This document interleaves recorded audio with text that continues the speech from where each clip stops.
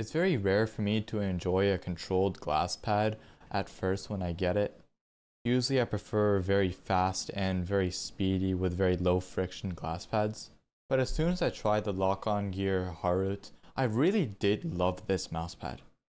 It is by far the smoothest and the nicest feeling glass pad that I've ever tried. Every single skate that I've tried over this floats butterly smooth, and I had barely any texture with 90% of the mouse skates I've used. The two particular ones I did use were Jade Air Dots, as well as the default skates on the HDS2.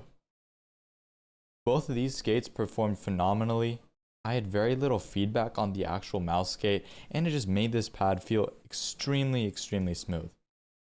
It's also a relatively quiet glass pad. I came from a pad like the SP004, which was already considered a pretty nice and really good glass mouse pad, but this one just took it to another level of smoothness and quiet. I did, however, not really like the controlled experience that it came with. It was fine when I was playing tracking games such as Apex, but when I did want to push my aim and push my reactive scores in Kovacs to its furthest, I couldn't really do it on this. This pad, however, was very good for smooth tracking.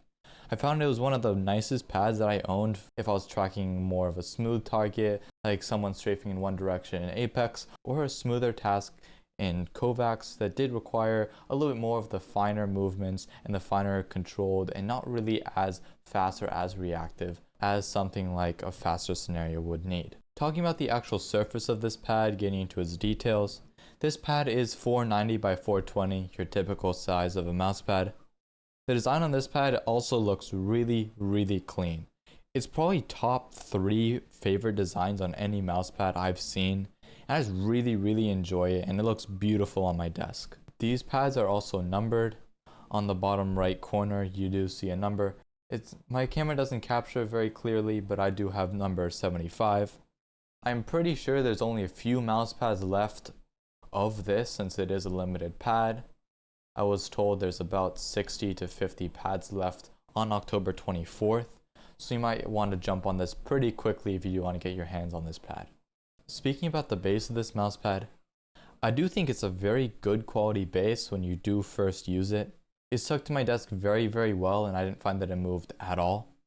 But later, as I was picking it up, moving it around, and just trying out a few different glass pads that I did get pretty recently, when I did put it back on my desk, there was a little bit of dust on the bottom since it is a full silicone base. This is what the base looks like. That just made the pad a little bit easier to slide around on my desk and didn't make it stick very well. It didn't move at all while I was playing games, so that wasn't an issue at all. But when I was wiping off the pad, I did find that it would move occasionally. Speaking about dust on this pad, dust didn't really affect it. I was just able to wipe my hand over the pad before I started gaming, and that was plenty fine removing all the dust that was coated over it overnight or in between gaming sessions. This pad I also feel like didn't make my skates wear down nearly as fast as some other glass pads would. I found that my skates were able to last relatively well and relatively long. Even when I was using stock skates, they didn't really wear down that much as I was expecting them to. I was expecting to replace these skates after a few days to a week of using this pad, but I've been using these skates since I got this mouse about 2 to 3 weeks ago, and I haven't found a reason or a need to replace the skates. Since this pad is also very smooth, I do find that it works fantastically with every sleeve. I've mostly been using them with wall hack sleeves, even though I did try TJX's sleeve as well as Pulsar's sleeve, and they do work all fantastic on this. The Pulsar sleeve did add a little bit more friction and added a little bit more tug than the other sleeves, but with these wall hack sleeves, it just floated perfectly over this mouse pad, didn't catch at all, there was no friction, which is really nice. I do find that some glass pads add a little bit more texture and a little bit more pull than others when it comes to sleeves, so this is a really good experience and a really nice add-on to this pad since it does work very well with sleeves. I can't really comment on the experience with just not using a sleeve and just bare handing it and just raw dogging the mouse pad, since I can't do that at all, since I am a very sweaty and a very damp person. My hands and my palm will sweat so much that I can't make micro adjustments with my wrist if I don't wear a sleeve. So just take that as a, you can use this pad without a sleeve. I just don't know my own personal experiences without it.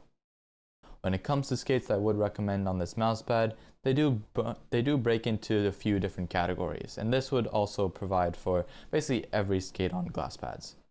If you want the very controlled end, you can go with skates such as the X-Ray Pad Obsidian Air Pros. These are very, very controlled skates and make this pad feel even slower than it already is. An in-between skate I would say that's a really good option is just the normal Obsidians.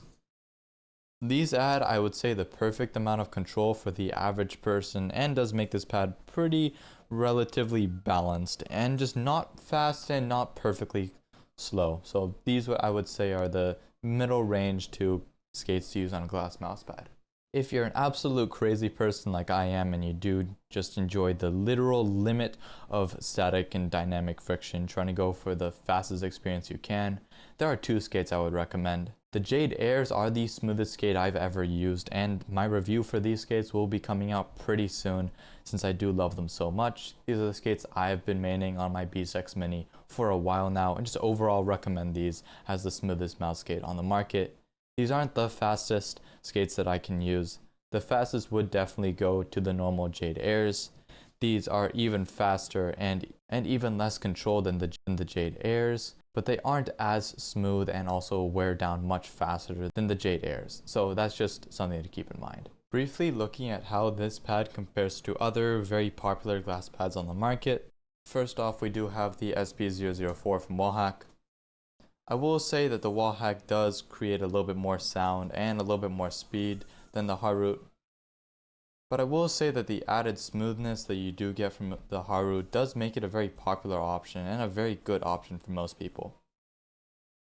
The added control could also be very good for the people who have tried the SP004 and think it's a little bit too fast of an option, and also not the smoothness, and also not exactly the smoothest mouse pad that they would want.